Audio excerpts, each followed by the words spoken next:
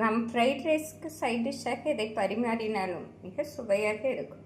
சுவையான சிக்கன் குழம்பு செய்வதற்கு கடாயில் மசாலாவை வறுத்து எடுத்து விடலாம். சிறு துண்டு பட்டை, 3 ஸ்பூன் மல்லி 1 நிமிடம் வறுபடவும் ஜீரகம், காய்ந்த மிளகாய் சேர்த்து விடலாம். 2 ஸ்பூன் ஜீரகம், 4 காய்ந்த மிளகாய், 1 ஸ்பூன் மிளகு, 4 கிராம்பு சேர்த்து விடலாம். நன்றாக வறுபடவும் தேங்காய் சிறிது சேர்த்து விடலாம். இந்தளவு தேங்காயே போதுமானது. தேங்காய் சேர்த்து 1 நிமிடம் வறுபடவும் முந்திரி பருப்பு சேர்த்து விடலாம். முந்திரி பருப்பு சேர்த்து 1 நிமிடம் நன்றாக வறுத்து அடுப்பிலிருந்து இறக்கி விடலாம். 2 பெரிய வெங்காயம், 2 தக்காளியை பொடியாக நறுக்கி எடுத்து விடலாம். மசாலா நன்றாக ஆறவும் மிக்சியில் அரைத்து எடுத்து விடலாம். சிக்கன் குழம்பு செய்வதற்கு குக்கரில் தேவையான அளவு நல்லெண்ணெய் சேர்த்து விடலாம். எண்ணெய் சூடானதும் பட்டை, நட்சத்திரப்பூ சேர்த்து விடலாம். பொடியாக நறுக்கிய வெங்காயத்தை சேர்த்து விடலாம். வெங்காயத்தை நன்றாக வதக்க வேண்டும். வெங்காயம் வதங்கும் பொழுதே குழம்பிற்கு தேவையான கல்லுப்பை சேர்த்து விடலாம்.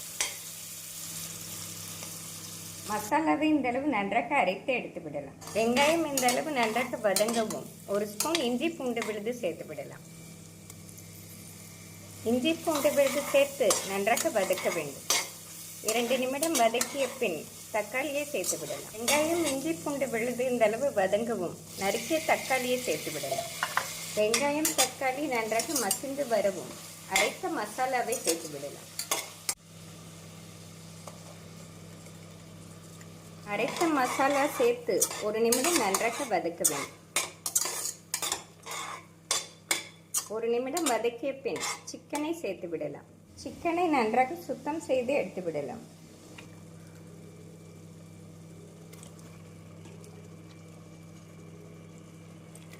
சிக்கன் சேர்த்து மசாலாவுடன் 1 நிமிடம் நன்றாக வதக்க வேண்டும்.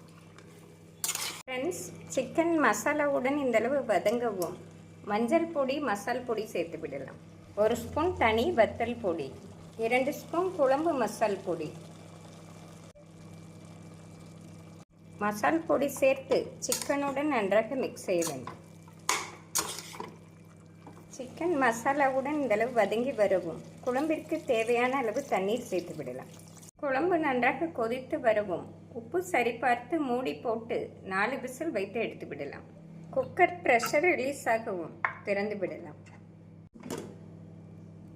ஃப்ரெண்ட்ஸ், சிக்கன் குழம்பு அருமையாக ரெடி. இந்தளவு பதமாக இருந்தால்தான் சரியாக வரும். கருவேப்பிலை, மல்லி இலை தூவி வேறு பாத்திரத்தில் மாற்றிவிடும். ஃப்ரெண்ட்ஸ், நாம் இப்படி மசாலா வறுத்து அரைத்து செய்வதால் குழம்பு மிக சுவையாக இருக்கும். நாம் ஃப்ரைட் ரைஸ்க்கு சைட் டிஷ்ஷாக இதை பரிமாறினாலும் மிக சுவையாக இருக்கும்.